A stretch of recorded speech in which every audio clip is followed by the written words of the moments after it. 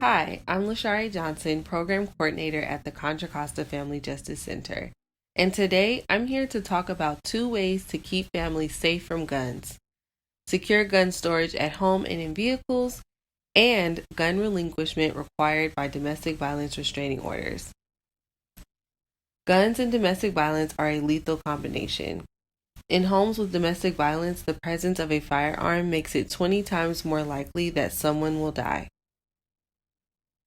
In California, the number of guns in domestic violence situations has been rising sharply.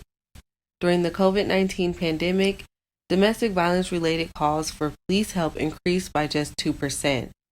But the number of these calls involving firearm use or threatened use went up 80%.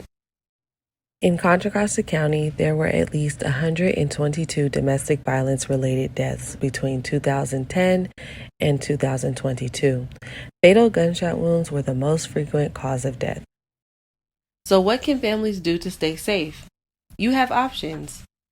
Storing guns safely in the home can reduce the risk of gun violence and is required by California law if children may be present or if you live with someone prohibited from having firearms.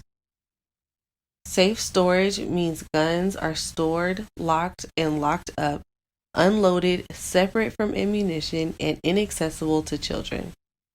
In vehicles, guns must be stored in a locked container or the locked trunk. Domestic violence restraining orders, also called protective orders, provide legal protections for survivors of domestic violence. To keep families safe, every California restraining order includes gun relinquishment requirements. California law SB 320 requires courts to monitor and enforce gun relinquishment.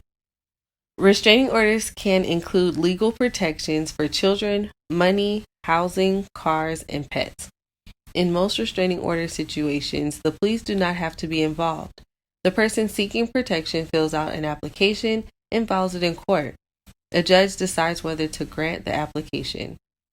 If you have an active California restraining order, the person you are protected from cannot own, possess, or control any guns, gun parts, or ammunition.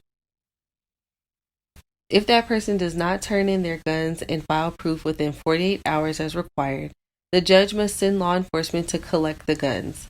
In communities where gun relinquishment policies are enforced, homicides go down 16%. Restraining orders are just one part of a safety plan. Every survivor is different, and the best plan is one that meets your unique needs.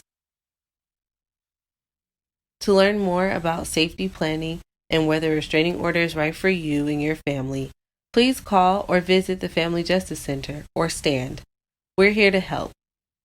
For more information about safe storage and domestic violence restraining orders, please visit these websites. Thank you.